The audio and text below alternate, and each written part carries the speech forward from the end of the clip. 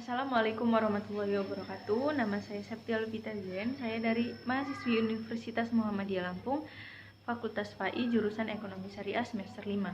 Di sini saya akan menjelaskan sedikit poin masalah pokok pembangunan. Yang pertama, pertumbuhan ekonomi. Selama 2 dasawarsa yang lalu, titik perhatian utama ekonomi dunia ditunjukkan pada upaya-upaya untuk meningkatkan pertumbuhan pendapatan nasional real dan bisa digunakan sebagai ukuran kinerja perekonomian suatu negara. Faktor-faktor yang mempengaruhi pertumbuhan ekonomi ada 3. Yang pertama, akumulasi modal termasuk semua investasi baru yang berwujud tanah, peralatan fiskal, dan sumber daya manusia. Yang kedua, pertumbuhan penduduk, dan ketiga, kemajuan teknologi. Akumulasi modal akan terjadi jika ada proporsi tertentu dari pendapatan sekarang yang ditabung dan kemudian diinvestasikan untuk memperbesar output pada masa yang akan datang. Yang kedua, pertumbuhan penduduk dan hal-hal yang berhubungan dengan kenaikan jumlah angkatan kerja secara tradisional dianggap sebagai faktor yang positif dalam merangsang pertumbuhan ekonomi. Yang ketiga, menurut para ekonom, kemajuan teknologi merupakan faktor yang paling penting bagi pertumbuhan ekonomi. Dalam bentuknya yang paling sederhana, kemajuan teknologi disebabkan cara-cara yang baru atau cara-cara yang lama yang sudah diperbaiki. Karakteristik pertumbuhan ekonomi modern. Simon Kuznets, penerima hadiah Nobel dalam bidang ekonomi pada tahun 1971 atas kepeloporannya dalam mengukur dan menganalisis sejarah pertumbuhan pendapatan nasional di negara-negara maju. Ada 3 komponen pokok dari definisi ini. Yang pertama, kenaikan output nasional secara terus-menerus merupakan perwujudan dari pertumbuhan ekonomi dan kemampuan untuk menyediakan berbagai macam barang ekonomi merupakan tanda kematangan ekonomi. Yang kedua, kemajuan teknologi merupakan prasyarat bagi pertumbuhan ekonomi yang berkesinambungan, namun belum merupakan syarat yang cukup untuk merealisir potensi pertumbuhan yang terkandung dalam teknologi baru. Yang ketiga, penyesuaian kelembagaan, sikap, dan ideologi harus dilakukan. Inovasi teknologi tanpa disertai inovasi sosial ibarat bola lampu tanpa aliran listrik. Potensi ada, tetapi tanpa input yang melengkapi tidak akan berarti apa-apa. Ada 2 variabel ekonomi agregatif. Yang pertama, tingginya tingkat pertumbuhan output per kapita dan penduduk. Yang kedua, tingginya tingkat kenaikan produktivitas faktor produksi secara keseluruhan, terutama produktivitas tenaga kerja. 2 variabel transformasi struktural. Tingginya tingkat transformasi struktur ekonomi, tingginya tingkat transformasi sosial dan ideologi. 2 faktor yang mempengaruhi meluasnya pertumbuhan ekonomi internasional. Yang pertama, kecenderungan negara-negara maju secara ekonomis untuk menjangka seluruh dunia untuk mendapatkan pasar dan bahan baku. Yang kedua, pertumbuhan ekonomi ini terbatas hanya pada seperti populasi dunia. Perdebatan masalah pertumbuhan. Pada poin ini, di awal tahun 1970-an terjadi perubahan persepsi pemerintah dan swasta secara luar biasa mengenai tujuan utama kegiatan ekonomi. Di negara-negara kaya maupun di negara-negara miskin, tumbuh kekecewaan terhadap tekad untuk mengejar pertumbuhan sebagai tujuan pokok ekonomi masyarakat. Poin ke distribusi pendapatan, ketidakmerataan distribusi pendapatan. Penghapusan kemiskinan dan berkembangnya ketidakmerataan distribusi pendapatan merupakan inti permasalahan pembangunan. Walaupun titik perhatian utama kita pada ketidakmerataan distribusi pendapatan dan harta kekayaan, namun hal tersebut hanyalah merupakan sebagian kecil dari masalah ketidakmerataan yang lebih luas di NSB. Misalnya, ketidakmerataan kekuasaan, prestis, status, kepuasan kerja, kondisi kerja, tingkat partisipasi, kebebasan untuk memilih, dan lain-lain. Di sini ada 8 penyebab ketidakmerataan distribusi pendapatan di NSB. Pertama, pertumbuhan penduduk yang tinggi yang mengakibatkan menurunnya pendapatan per kapita.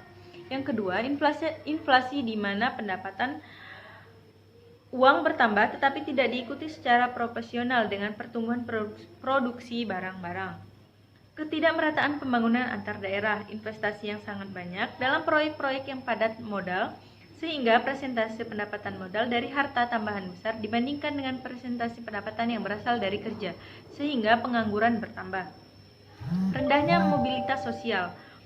pelaksanaan kebijakan industri substitusi impor yang mengakibatkan kenaikan harga barang hasil industri untuk melindungi usaha-usaha kenaikan golongan kapitalis. Ketujuh, memburuknya nilai tukar bagi NSB dalam perdagangan dengan negara-negara maju sebagai akibat ketidakelastisan permintaan negara-negara terhadap barang-barang ekspor NSB.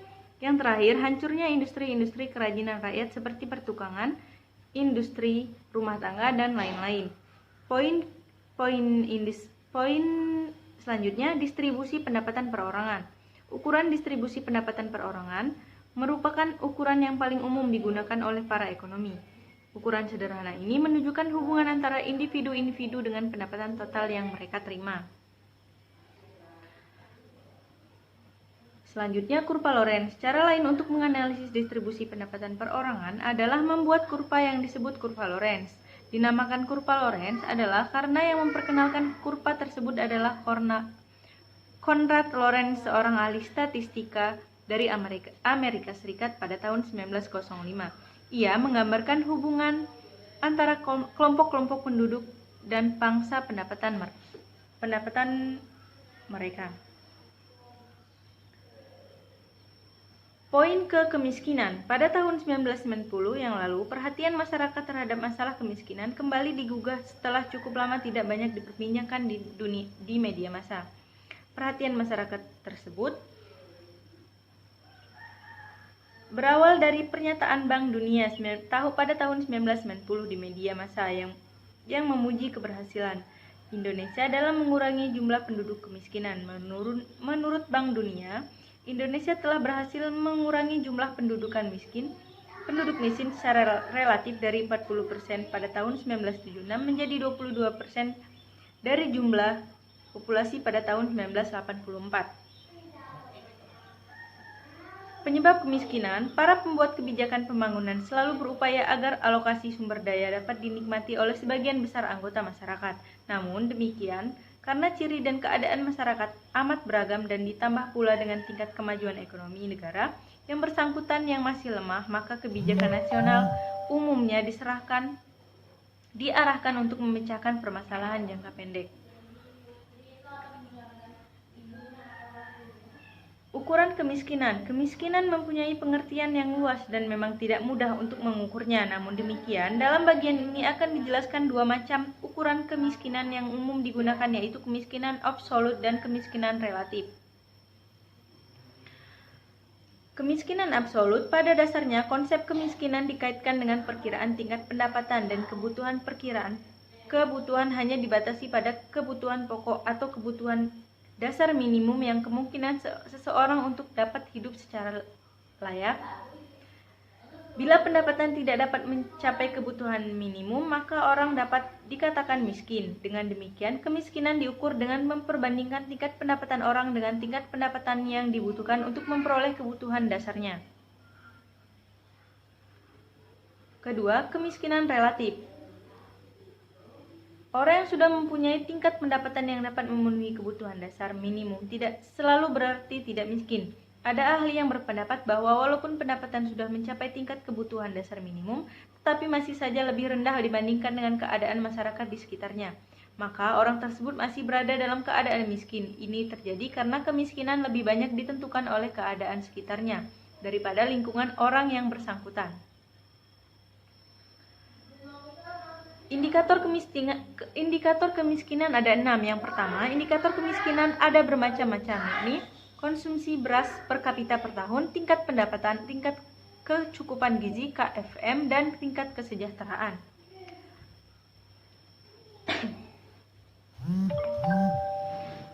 Strategi dalam mengurangi kemiskinan. Yang pertama, pembangunan pertanian.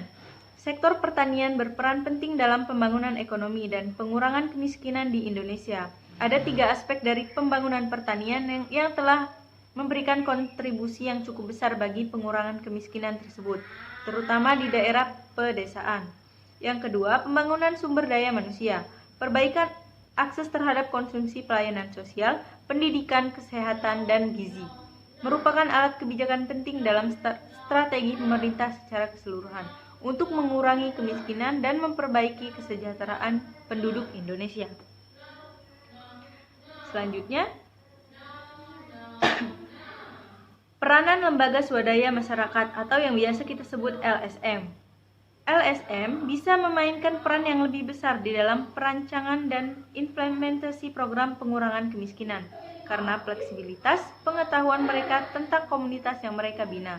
LSM ini beberapa hal bisa menjangkau golongan miskin tersebut secara lebih ketimbang program-program pemerintah. Lebih dari itu, keterlibatan aktif LSM tersebut di dalam program-program pemerintah cenderung untuk meningkatkan penerimaan masyarakat pedesaan terhadap program-program masyarakat dan oleh karena itu pada akhirnya akan meningkatkan partisipasi masyarakat. Masuk ke poin kemana arah pembangunan Indonesia. Arus globalisasi yang telah membuat batas wilayah antara negara seakan tidak ada, bagaimana harus kita akui dan memberikan manfaat berupa sistem produksi dan jasa perdagangan yang lebih efisien yang memungkinkan masyarakat menikmati barang dan jasa dengan kualitas yang lebih baik dan sekaligus juga dengan harga yang lebih murah. Tujuan pembangunan kita untuk menjawab pertanyaan tersebut, pertama-tama kita perlu melihat ke depan, kemana sebenarnya tujuan kita bersama sebagai bangsa yang merdeka. Apabila kita mengacu pada UUD 45, maka secara jelas terbaca di sana bahwa para pendiri negara kita ingin membangun Indonesia menjadi negara kesejahteraan.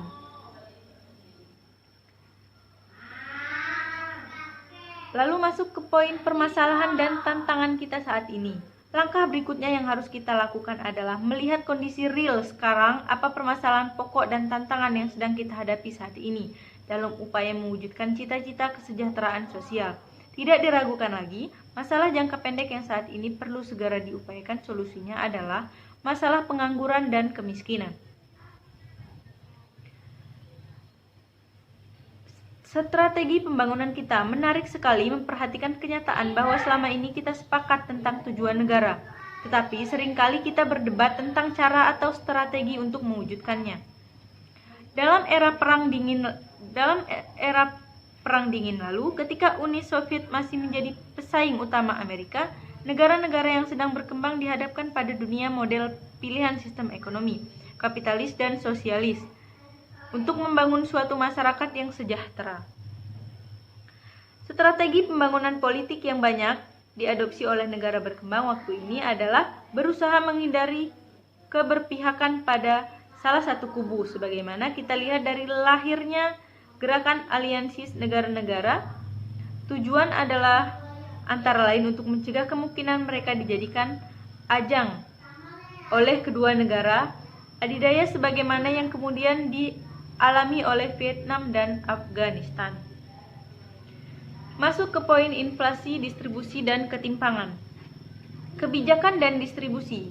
Komposisi inflasi pada Maret 2008 tetap disumbangkan oleh komoditas pangan kecuali beras. Setelah itu disusul makanan jadi, minuman rokok dan tembakau, perumahan air, listrik, gas, dan bahan bakar, serta sandang. Inflasi dan ketimpangan. Dalam struktur ekonomi yang sehat, beban inflasi hampir mereka menimpa seluruh penduduk. Meskipun secara teoritas penanggung terberat inflasi adalah mereka yang berpendapat tetap dan kaum penganggur yang tidak memiliki pendapatan.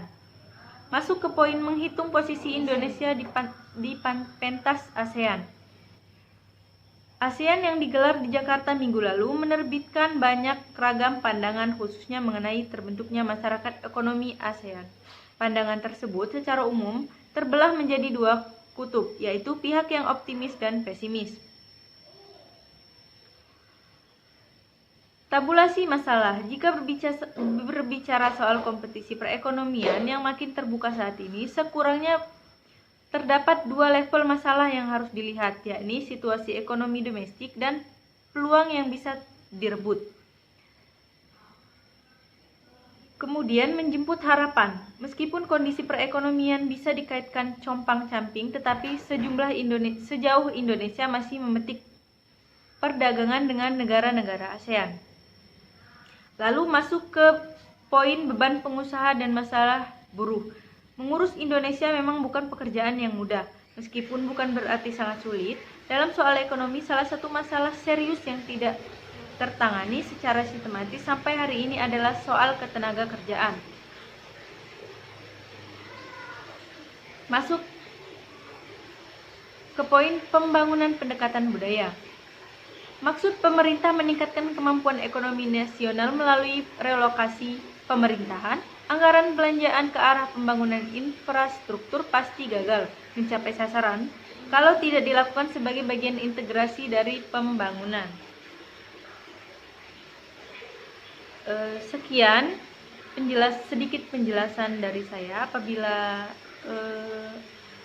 ada yang tidak sesuai atau tidak memenuhi syarat, saya mohon maaf apabila ada kesalahan. Saya akhiri, wabillahil taufiq wal hidayah. Wassalamualaikum warahmatullahi wabarakatuh.